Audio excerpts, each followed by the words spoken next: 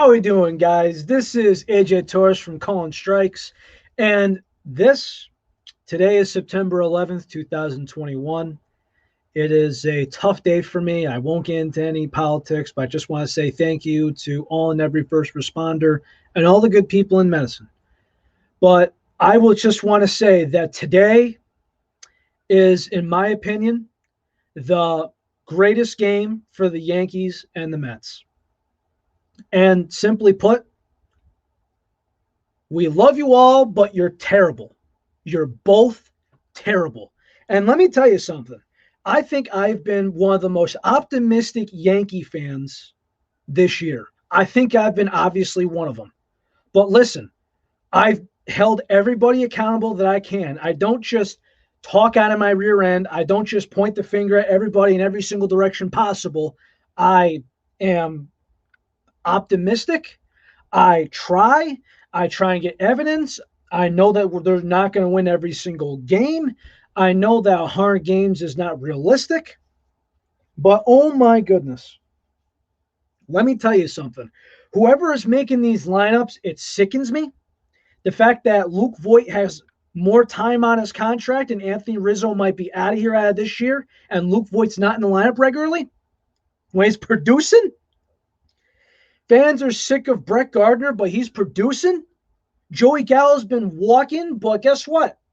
Against the worst offensive team this year in the New York Mets. You're telling me that Giancarlo Stanton is not in your lineup? You know Giancarlo, the guy that was currently one of the best Marlins of all time, probably the best for some people.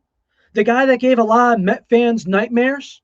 And he's been producing ever since he moved to the outfield because he just seemed to get hot that way. He's not in the lineup against the Mets. Why? There's no good reason. None. I understand about the outfield and everything else. Listen, if you want to argue about Brett Gardner, fine. That's one thing. If you want to put Judge in center for a little bit and you want to put Stanton and Gallo out there, fine. But guess what? Gallo hasn't been hidden. I understand he walks, but I don't care. He's hit 150 since he got here, basically. I don't care if he walks because this team is still one of the biggest leaders in all time for grounded in the double play. The offense isn't there, and you're having the worst offensive team in baseball walk all over you. Jordan Montgomery, listen, Monty, I'm a big fan. Last night was not your game. I don't know why. But listen, I'll just say it's inexcusable, and I'm going to leave it at that. I won't harp you. I think I've been very good. You've been productive, and the offense has not done you right in any means. And listen, I will let one go. That is your mulligan. Moving on. If we go up and down here, listen, I understand Lowe's hurt. I understand Chapman without the sticky stuff makes your heart race and it gives you heartburn and it gives you absolute agita and a migraine. Listen, we've all been there this year. And this was supposed to be majority in Major League Baseball and their fans being there because nobody could use the sticky substance of their choice. Sunscreen rosin, pine tar, Spire Tack, whatever.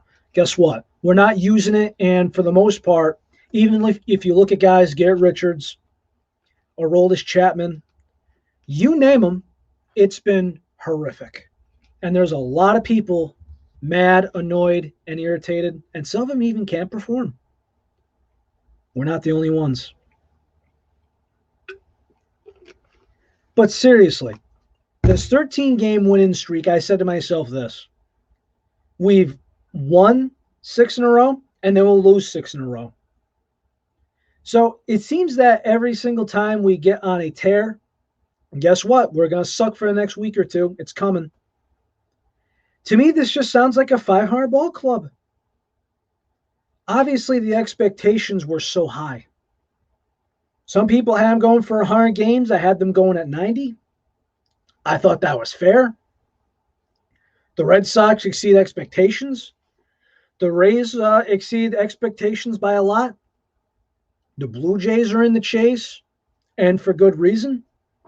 But the fact that we are getting stomped all over and we're being stomped on like stairs, why? and I'm leaving everybody accountable. Listen, Brian Cashman made the moves. Aaron Boone puts in a lineup, or possibly both of them do. But guess what? I'm going by players, manager, general manager, and coaches. Surprisingly, did you notice I'm not talking about injuries the first time in years? We're not talking about injuries. We're talking about a fairly healthy team. Lowe, the best relief pitcher on the team, is hurt. We hope he's okay. We hope he comes back. So obviously he's excused from this. But the bullpen's been shaky. The questioning of the moves has been shaky. Why Andrew Heaney has had so many strikes here, I don't understand, because there's so many people that could take his place to do the same exact thing or do better. I understand that sometimes, like, oh, his bad pitches get burned. And yes, we understand that. When you're a starting pitcher or a bullpen pitcher, it doesn't matter if you have 100 pitches or 20 pitches thrown. Guess what?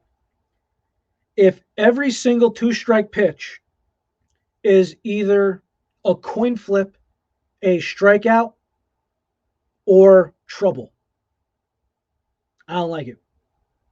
There's too much talent in the farm system to have Andrew Heaney constantly fail and fail and fail again. And I'm not wrong in saying that. And listen, I'm not sure what the role is with Davy Garcia. I'm not sure what's going to happen with Herman. I don't know what's going on in the future plans with Kluber, who is not guaranteed to come back next year. But guess what? We have the talent here. Offensively, defense has been better, and the pitching, it's all there. Why can't we ever put it together? Why does it seem like these guys just simply have trouble out there? And yes, we should make Aaron Judge captain because he's been the focal voice, the only guy that's been saying anything that's been worth a damn. If you look at this guy, he's just a very likable guy. That's just what he is. He bleeds the pinstripes. I'll remember him for the rest of my life. But the reason why I say that this is the most important game, it's not because that they're going to be wearing NYPD hats on this day of, we remember the 20th year anniversary. But it's because based on their performance, I've seen everything I need to see. And it isn't great. As for the Mets, all year you've played the same. It's been very similar. Pitching's been great. You don't know if your Lord and Savior, Jacob deGrom, is healthy. And listen, Sandy, you know this, but I'm just going to say it straight. Don't talk to me like I'm stupid. And by me, I mean all the fans and all the people that follow baseball. How many times have you said something and we go, oh, dude, you're full of shit? Oh, Jacob deGrom was slated for, something in the UCL, something or tendon. Oh, it's fine now. It's fixed itself. Really? Really? He hasn't pitched in how long? No news on what was going on. Everyone just feared the worst. And you just magically come out to the media, grab the microphone, and go, oh, he's fine. Really? You know, when Tanaka had his torn UCL, partially torn UCL, 10%, everyone announced that he was going into rehab. And if the rehab didn't work, he's getting Tommy John surgery. And I've been hearing the same story for multiple years. Oh, the elbow, especially opening day, get the elbow done. Listen, if you look at his track record on an opening day start, he is one of the worst guys to ever do it. I remember his last one was pretty good, but before that, his ERA, I want to say was I think it was close to 9. So yeah, opening day has been terrible. But sure enough, it seems like every time, and every starter is going to have a game where they give up 5 runs plus. Oh, the elbow should have got done years ago. Shut up. So is Jacob deGrom healthy? Are you going to build around a guy that's having Tommy John surgery? Because guess what? Taijuan Walker, who hasn't pitched this many innings before, I think you could work another deal. Marcus Stroman deserves to be here, and I think he needs a deal. The relief pitching is definitely in question. Dylan Betances probably isn't coming back because he's been on the shelf all year. And you got Edwin Diaz, and people are like, "Oh, you can't put him." And he's like, "Oh, you have to put him in the ninth inning." Oh, really? You know what? On the road, you might as well put on a doorman out there. You might as well have a position pitcher in there. Well, if it was actually illegal. Nowadays, you can't do that because a run differential, I think, has to be over 6 runs. But still, I'd rather have Chris Davis, retired, but still, concept. Anthony Rizzo, he should probably be a two-way player because we've seen him pitch and I would enjoy it. Heck, let's get Pablo Sandoval as a mop-up pitcher. See what he can do. Because Edwin Diaz on the road in the ninth inning, it's disgraceful. Gotta give credit to where it's due, though, because there's been a lot of expectations from a lot of guys. And Dick Mountain, Rich Hill, he was the acquisition along with Javi Baez. Now, I'm not going to get into the thumbs down. I'm not going to get into any of that, but guess what? Lindor, you got a lot of time here. Javi Baez, you want $200 million. And, well, I even said it in the offseason before the year started. I think we're in spring training.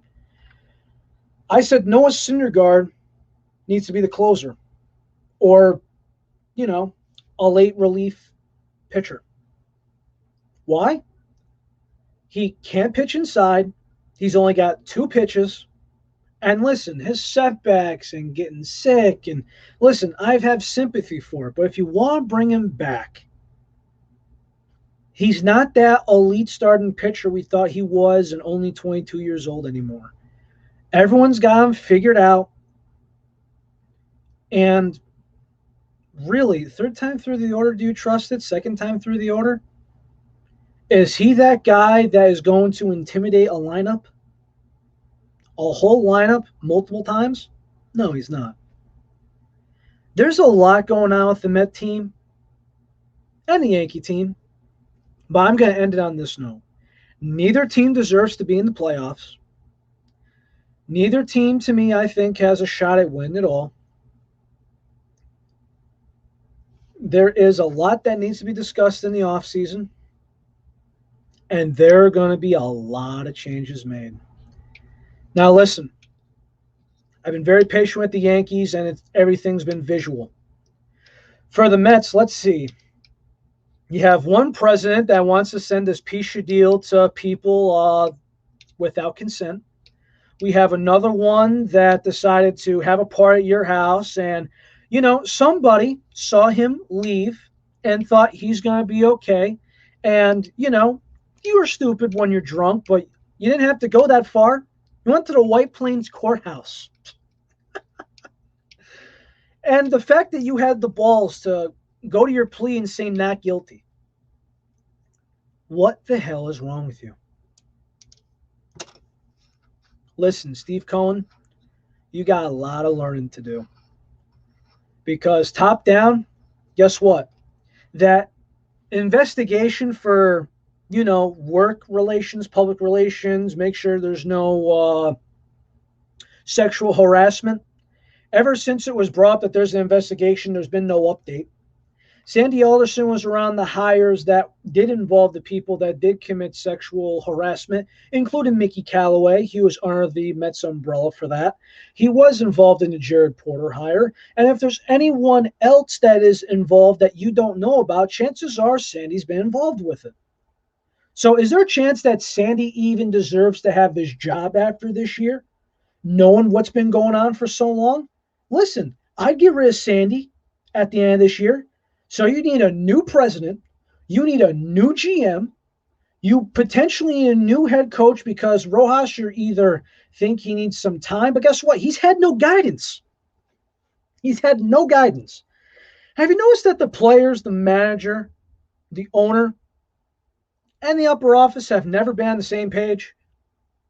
Look at Compass. Northwest, east, south,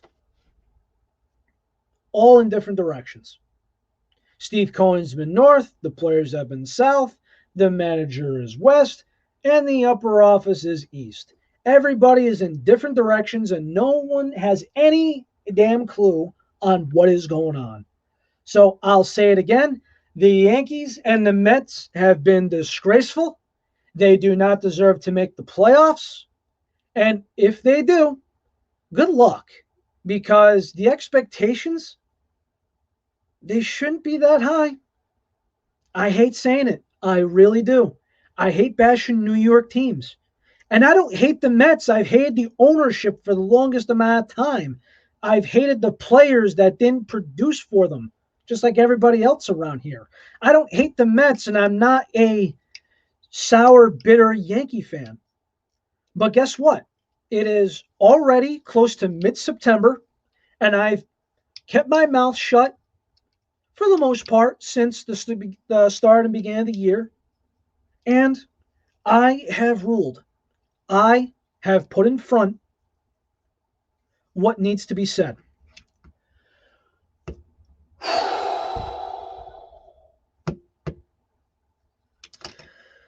Oh, man. That was a lot built up, man. A lot of tension.